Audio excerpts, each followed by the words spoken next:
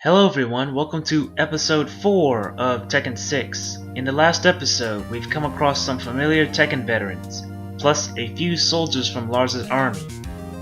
Lily mentioned Jin Kazama, while Tougou mentions Heihachi Mishima. Wang Jinrai mentions both Jin and Heihachi, but warns Lars about the android Alisa, who was tagging along with him.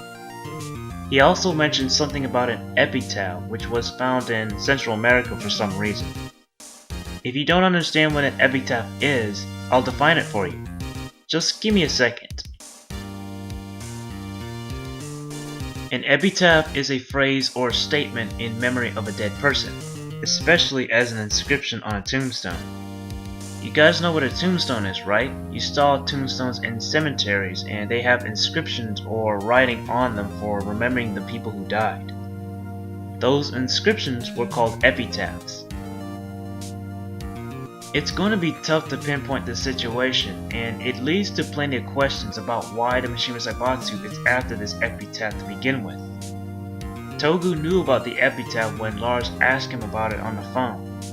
Whatever it is that the Mishima Zaibatsu is up to, I just hope that their plan isn't too obvious, like one of those companies who persuades people into their business and then conquers the entire nation with something that looks addictive or something.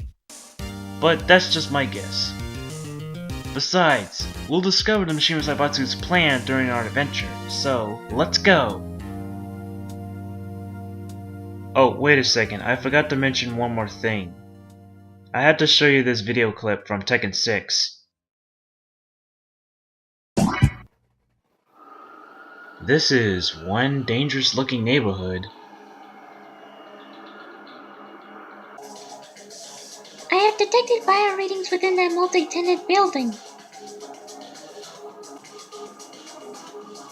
Look at this place. Well, we have to be prepared for anything. Yeah, the reason why I showed this clip is because when I was recording the playthrough of Tekken 6, the clip that shows the conversation between Lars and Alisa in this stage was cut off due to the issues with memory space being full on my phone. So I had to record the same conversation from another file in my Xbox 360. Yeah, I have to deal with memory space when I record the gameplay footage, but at least that's out of the way. And now we can return to the recent footage of Tekken 6. So, late to go. Again.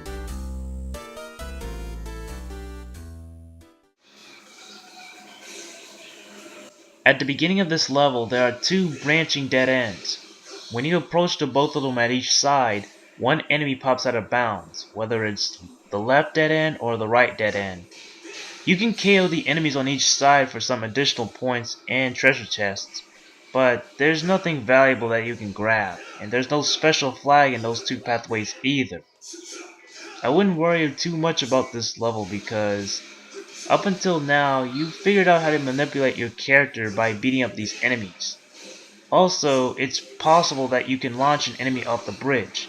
However, the bridge counts as a bottomless pit, so do not allow any of the enemies to launch you or to throw you off the bridge.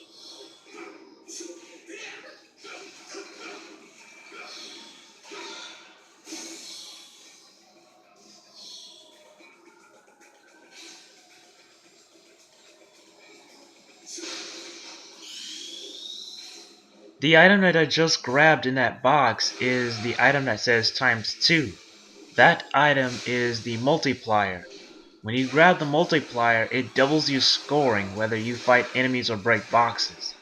For example, you receive 1,000 points for KOing an enemy, but when the multiplier is in effect, you'll receive 2,000 points instead. The multiplier lasts for a set period of time, so KO the enemies as fast as possible to receive more points. One more thing, there might be a stage in Scenario Campaign mode where you encounter two multiplier items, but you folks might be wondering, if I grab two multiplier items, would it be ×4? Well, the answer is no. The multiplier does not stack each time when you pick up one after the other. So instead, the multiplier will extend the amount of time of the effect. Meaning, if I grab two multiplier items, it's not going to be times 4, times 8, times 16. No, it does not stack, just like I said. It's it's going to be overkill if that happens in the game. But if I grab 2 multiplier items, the effect will last a little bit longer than it was originally. So overall, when you see multiplier items in the scenario campaign mode, pick them up immediately so you can score for a high amount of points. You can run, I'll give you that. I'm going to be the top fighter in the universe! And no spiky hair's gonna stop me. Now bring it! Somebody's certainly quick to start the fight. You leave me no choice. Paul Phoenix has already been revealed when he busted the wooden fence at halfway of the level. If you manage to defeat him in a quick manner, you'll clear the stage immediately in mid-level. It's possible if you can pull it off. However, if the boss is at half health when you attack him or her in a pathway, for example, they'll escape to another area and you'll have to fight him or her there. Unless you want to speedrun the scenario campaign mode in Tekken 6, you have to KO these types of bosses immediately, and you cannot allow them to escape at all. Right now, you're in the boss's summit with a bunch of thugs and gangsters who are swarming you and then attacking you. Get those guys out of the way and then you can face the boss in the summit. Paul Phoenix. He's one of the original staple characters in the Tekken series, meaning that he appears in every single Tekken game there is. It wouldn't be a Tekken game without him. Paul Phoenix is all about power and brute force. Well, not exactly though. He's from the United States and his fighting style is judo-based martial arts. And his goal was to become, you guessed it, the #1 fighter in the universe. So what's he doing in Tekken 6? Well, here's his description. Paul was completely drained after defeating Kuma in the King of Iron Fist Tournament 5. Paul was saddled with an enormous debt when he learned about the King of Iron Fist Tournament 6. Hoping to better his previous finish, he committed himself to winning the event to paying off his debt. Contemplating a plan to ensure his victory, Paul came to the conclusion that prior failure was due to entering the tournament alone. This time around, he decided to join forces with someone else to increase his chances of winning. It was then that Paul decided to ask his longtime friend, Martial Law, to enter with him. Paul looks like a brute force character, but he's not. He's a power character with training skills, and his attacks pack a lot of punch. His signature move is the Phoenix Smasher, where he thrusts his powerful punch into foes and then knocks them down. If he connects that move onto his foes as a counter hit, they'll take 2/3 of disgusting amount of damage. A couple of hits from the Phoenix Smasher as counter hits, and you're done. Paul's attacks can be brutal if you're not careful, so watch out for them.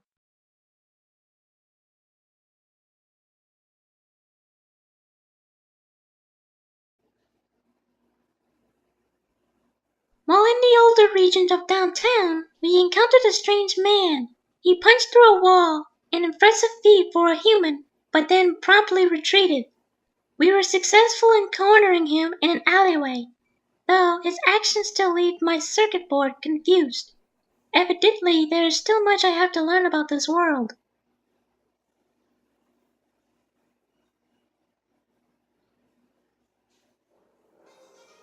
Alright folks, after we defeated Paul, there are 2 levels unlocked from above. Do not worry about the other levels on the right side of Paul's level. We'll get there eventually. This is how I normally play the scenario campaign mode, so whenever there are some levels that I have to complete in order to unlock another Tekken character, I can always return to them later. Right now, we're entering the Chinatown of the West District. You might see a familiar face, and this one is pretty special. This town's full of lowlifes too. Multiple readings detected. We are overwhelmingly outnumbered. Propose the course of action? Talking through our differences is definitely out of the question. It's do or die. Just for the heads up, that box contains a crowbar where you can either thrust it at enemies with major damage, or you can act stylish with it by stunning your opponents, launching them in the air, and then finishing your combo with a baseball swing. The stylish move for a crowbar sounds interesting, but you have to approach your opponent at a very close range to do it. Sometimes it works on multiple opponents, but it won't be reliable if plenty of enemies are swarming you and interrupting you, which is kind of annoying. I'd rather thrust a crowbar at the enemies because it knocks them down a lot faster, even the ones that are adjacent to the other enemies. However, the crowbar's thrust attack won't be able to knock down heavier enemies. Just like the flamethrower in Dragon's stage, the crowbar has limitation of uses, so it decreases each time you use the crowbar. When it reaches 0, it'll disappear. This level is the rural area of the West District, meaning that the entire area is countryside with all the farm animals, barns, crops, cheap looking farms, and stuff like that. The area where Paul Phoenix was in was the urban area of the West District, which is like a city with cars, road signs, and a bunch of traffic. It's really interesting when both of those areas differentiate with each other with the environment. Like, this is an area in the Chinatown of the West District. You can actually see that in real life. I know. Tekken is based on real martial artists from different countries who participate in tournaments and arenas, which is also something similar in real life. In this level, the pathway is pretty narrow, and there's not really much to worry about here. You just have to reach the extraction point of this area while you KOing these enemies, and then you can fight the boss. One thing that you may have noticed when we entered Paul's level is that you entered his summit and it counts as a checkpoint. So, if you die in the boss's summit, you can try the level again at that particular spot without worrying about completing the entire level all over again. However, you'll lose all your points if that happens, so do be careful if you're planning on going for the high score. Also, not all the levels have this mechanics, but few of them do, and this level is one of them. So let's just say you lost the boss fight at Dragunov's stage. So what happens next? Well, since Dragunov's level doesn't have a transition where you enter one area to another, you had to begin that level all over again. That is, if you died.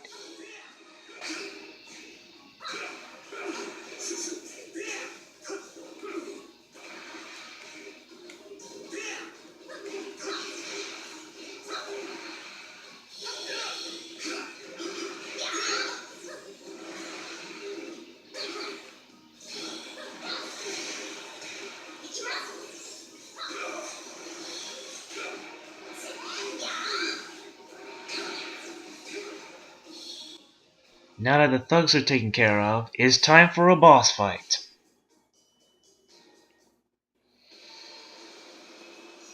Hey, good timing. I'm a little short-handed here. How about we work together, huh?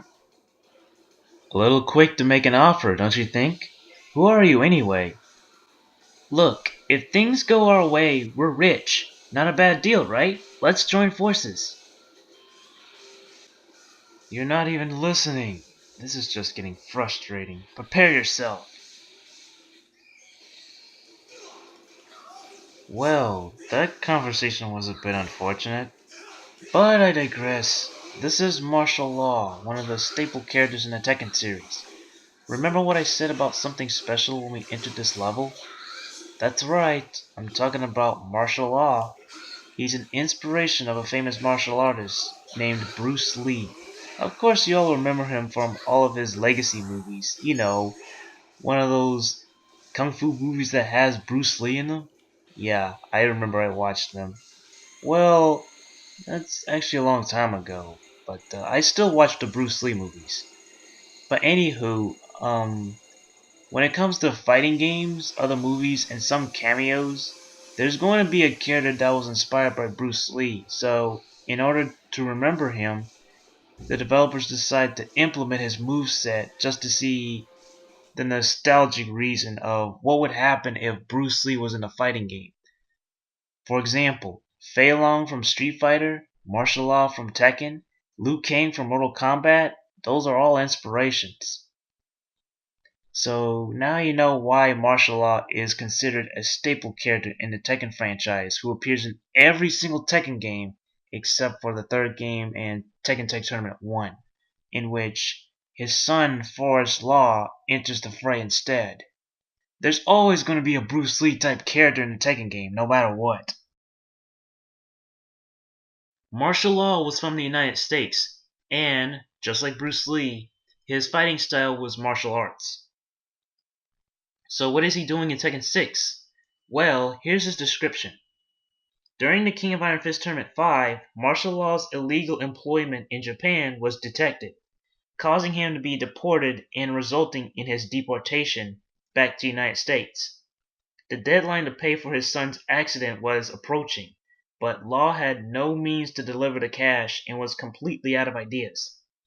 With money on his mind, Law received a timely invitation from his friend Paul Phoenix to team up in the next tournament. Although receiving the top prize money would be difficult to accomplish alone, the likelihood of doing so would be much higher if he was to team up with another fighter.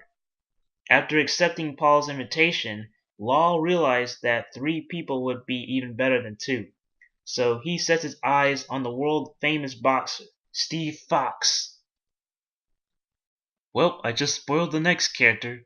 Steve Fox is in Tekken 6, and we'll see him eventually, but not yet though. We had to take care of the bosses first, and then we can reach to the area where Steve Fox is.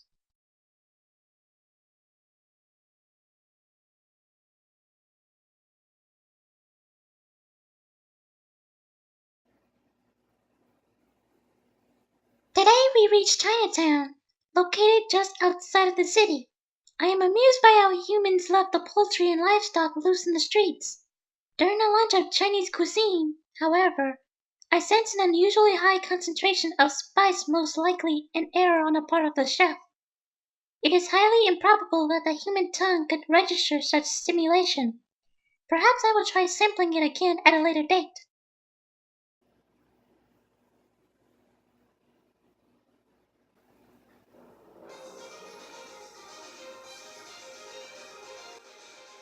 Alright folks, our next destination is the Abyss Gate, which is located slightly above the left side of Martial Law's level. Remember Law's description from earlier? Well, if you must know, according to the Tekken Wikipedia, the story beyond Forrest Law was pretty short. In Tekken 5, Forrest was supposed to participate in the tournament along with the future tournaments. However, he instead went on a joyride with Paul Phoenix, and suddenly, for some odd reason, he was in a traffic accident and then ended up in a hospital. So, his father, Martial Law, has to take his place in the tournament, and he's trying to win the prize money so he can not only pay for the property damage for the accident, but also pay for the hospital bills for his son. Marshall knew he couldn't do all of this alone because, well, knowing that his son was being injured in an accident, it just built so much pressure on him that, well, he's kind of worried. So he needed help with not just Paul Phoenix, but with a third person, which is the next boss that we're going to face once we enter this level. So, let's go. Yeah, I know. It's very sad that his son was injured, but Marshall will do whatever he can just to help him.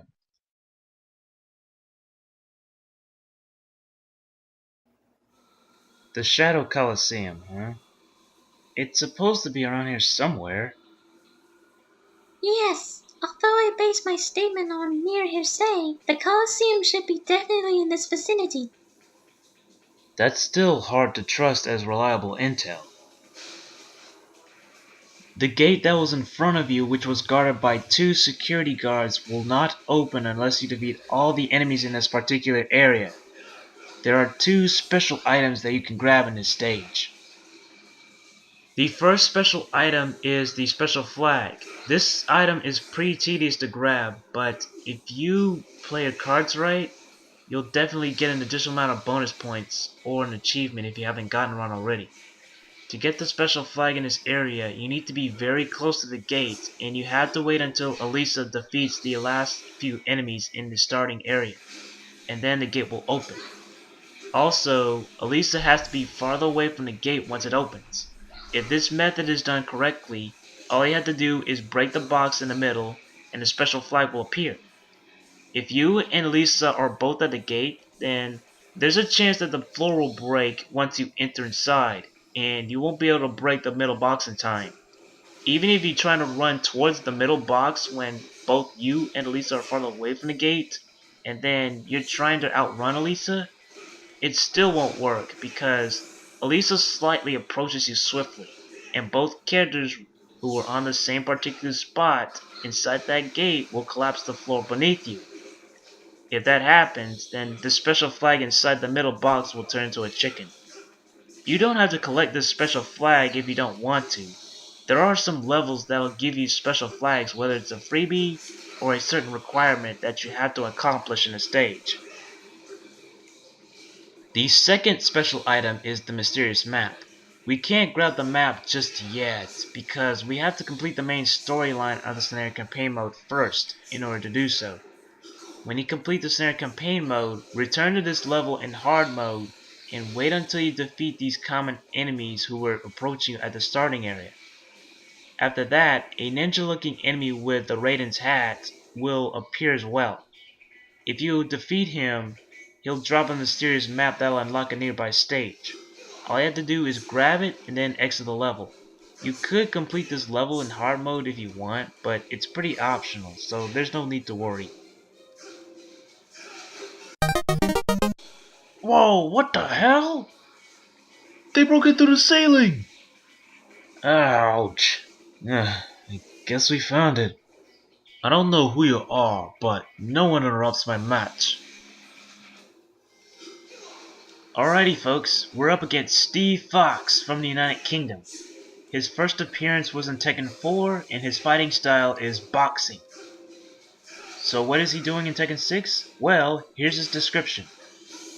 Steve Fox had destroyed the research institute of the Mishima Seibatsu and finally settled a long-time feeling of resentment. Steve was intent on returning to the world of boxing again, but the majority of major boxing meets were cancelled by the war that broke out all over the world.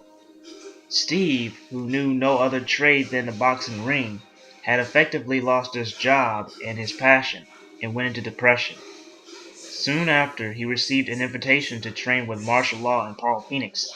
Steve, who liked the idea of training in the martial art other than boxing, accepted. What you just saw during that boss fight, Alisa died and I had to revive her with the first aid kit. In fact, we almost died in that boss fight and man was that a close fight. There will be close fights like this when you play through the scenario campaign mode for the first time. And remember, customization is mandatory upon the future levels, no matter what kind of accessories you'll get from treasure chests. If there's an accessory that increases your health gauge, then that's the one you need. Beneath the floor of the building, we uncovered a mass of people. For a brief period, we were pulled into the fray, but succeeded in exiting to safety. The man named Steven participated in the match, was apparently a champion of a sport known as boxing. However, he has temporarily suspended his events due to the war. We must put an end to this war before more innocents are affected.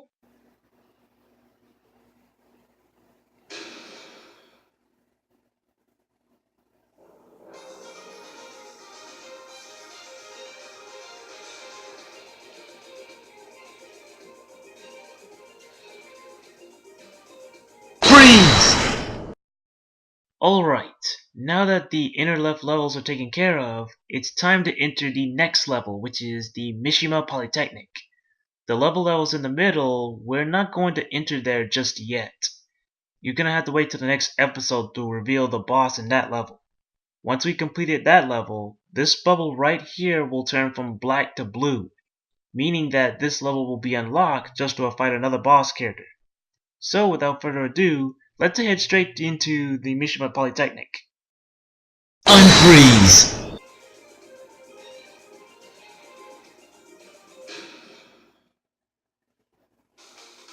We are near the alma mater of Jin Kazama, current head of the Mishima Seibatsu. Good. With any luck, we'll find some information on Jin here. Maybe we'll even learn something about my memory too.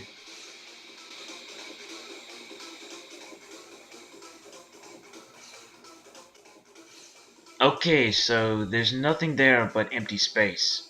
I don't know why our starting position was with a few yards away from the empty space, but I digress. If there's nothing there, there's nothing there. But anyway, the Mishima Polytechnic is a school district. I know because I played Tekken Tag Tournament 2 and I watched the movie Tekken Blood Vengeance. They both have the same setting and the school looks amazing. However, in this level, not exactly. The area looks pretty bland, like you're in an alleyway somewhere. The level's all crowded and there's nothing to explore around here because of the invisible walls blocking those areas. I don't get it. Why in the world would a level with an interesting name sounds cool, but you get this crowded area instead? That just sounds bizarre to me. You know what, forget it. It would be cool if this level had the same school building as Tekken Tag Tournament 2, but the school is actually the boss's summit, and you had to fight the boss there. That would have been interesting, just like in Law's level, or Paul Phoenix's level. But yeah, you don't get it here, so that's kind of a missed opportunity. A few minutes ago, you just saw Ling Xiaoyu appearing from the right side of the intersection where there's a road sign blocking the pathway. Or whatever it is that's blocking the pathway, there's an invisible wall there. We damaged her a little bit, but she escaped by running with her hind legs. Man, is she that fast? Who knows?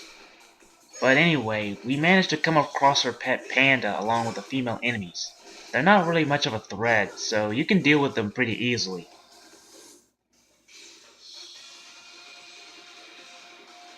I really like the cherry blossoms that they have in this level.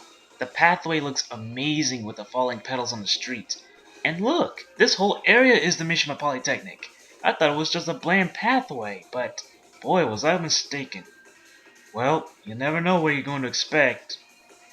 This area has a good view of the building in the background. Also, we've encountered a boss fight. Do you know where Jin is?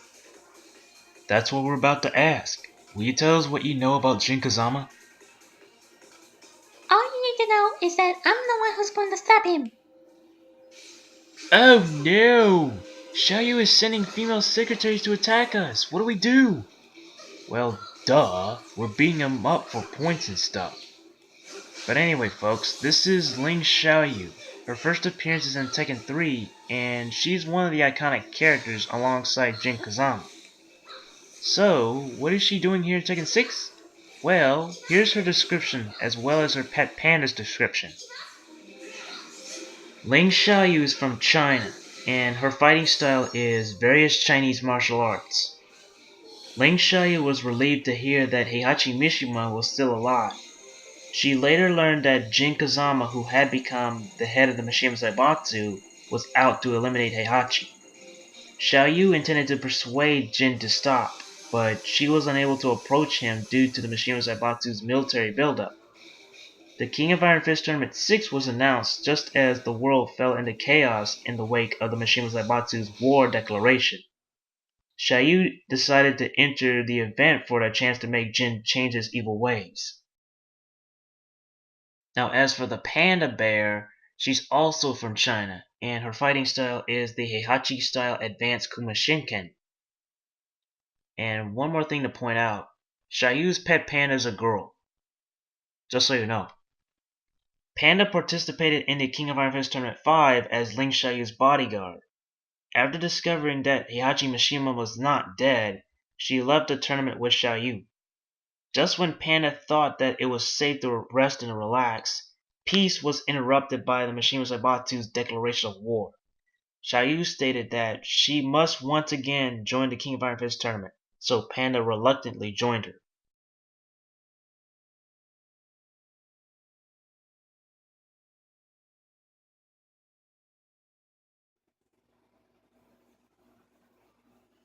We have reached Mishima Polytechnic, the alma mater of the current Mishima Zaibatsu head, Jin Kazama. During our investigation, We came across a girl in standard school uniform attire and an Aloropata melaleuca. Common name, giant panda. The panda is loyal to the human girl, but I am not familiar with the human practice of keeping wild animals as pets. I would like a pet of my own someday.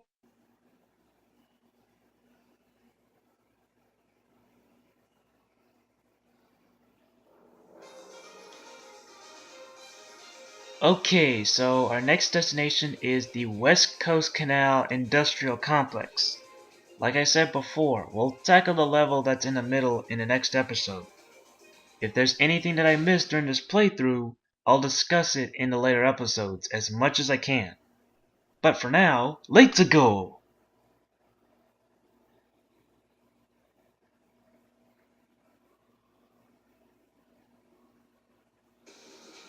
So, this is where the Mishima Zaibatsu resistance hides out. My sensors are picking up multiple bio readings. It is definitely here. Let's just worry about getting in for now. Alright, so this is where the recycling comes into play. You notice that this level is like Dragunov / Miguel's level, but longer. Yeah, you're gonna see a few of these reused levels because, well, I'm not really sure myself. The scenario campaign mode is the Tekken Force of this game. Of course you guys knew about it since the beginning of this playthrough. This mode was meant for players to rush until the clock runs out with a little exploration. That's just pretty optional. Yep, it's pretty much like Time Attack. There's not really much going on in this level except for fighting the enemies. Remember what I told you about the items and weapons in boxes. Take advantage of them so you can breeze through the level, if they have them. It's also a good idea to save your ammo and then bring your weapon to the boss fight, just to make things simple. Also, there are plenty of yellow energy drinks in this level, so you need to pick them up if you want to stun and create combos on foes during its effect. Alisa can pick up energy drinks as well, but not weapons, because, well, she doesn't need a weapon, she is a weapon! A cute one to be exact. Up ahead there's an edge of the concrete, so don't fall in, or else you'll have to retry the level again. While you're carrying a weapon, you have the option to drop it by pressing the A button on your Xbox 360 controller, in case you want to save your ammo.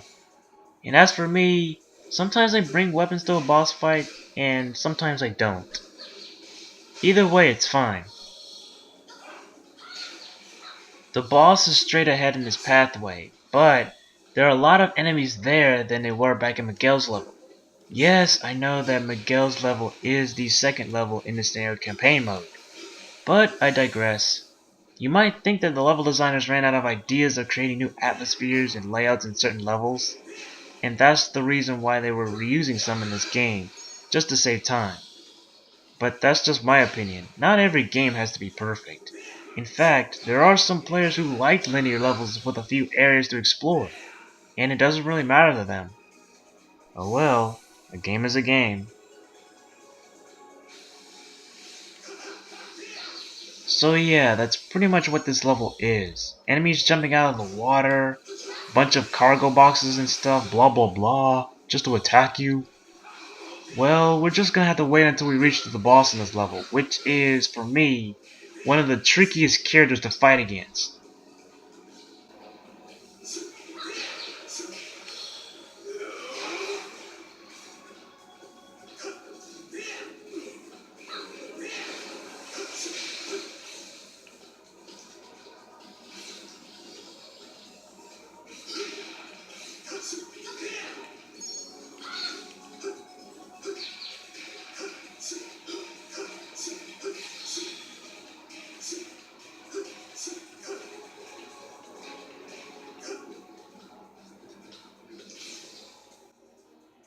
Okay, it's done, finally. Now we can run straight ahead into the boss fight.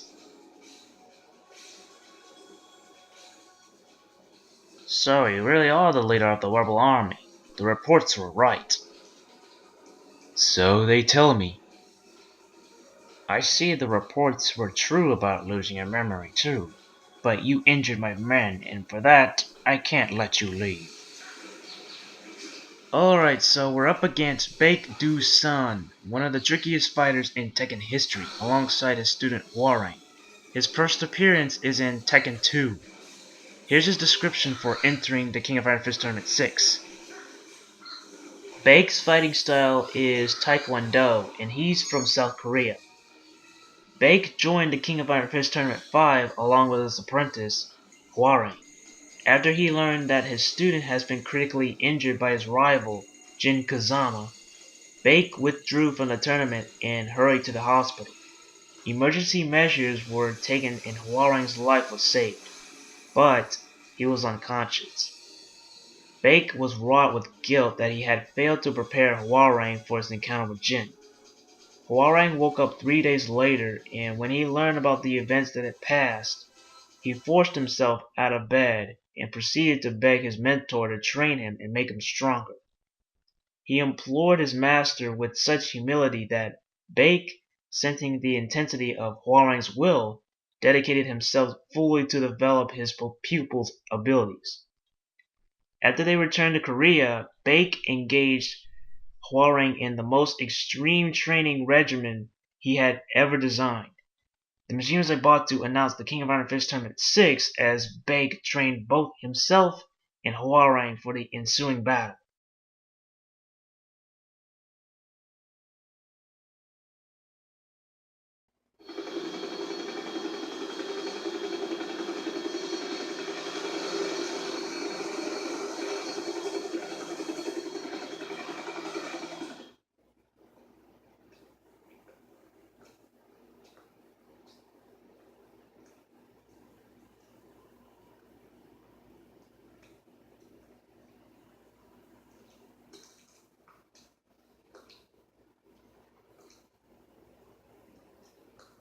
Who are you?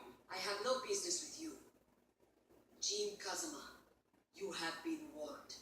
Stop your warring before it is too late. 付き合っている暇はない。6 months have passed since the magic that binds this place was broken. And now events are unfolding just as the legend foretold. This world is headed for destruction. その伝承が間違っていたとしたらどうする？ What are you saying? 古の民の末裔である俺に何も感じないんだ。俺は遺跡が出現した直後から調査を続けてきた。その直後は感じていた。今日それが確信に変わった。奴の態度はすでに始まっている。 You speak as if you actually know what these ruins hold. 太古の時代、小生者と呼ばれた存在、それを祀った神殿がここだ。なあ、アザゼル。 How do you know that? Answer me. How is it you know that? 知ってどうする？それで何かが変わるのか？ No. But すべてが動き出した。もう誰も止めることができない。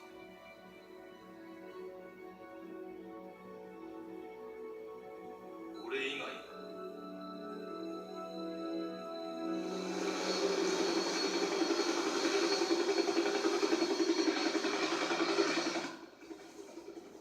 we need to go. G Corporation is up to something. わかった。俺は全てを終わらせる。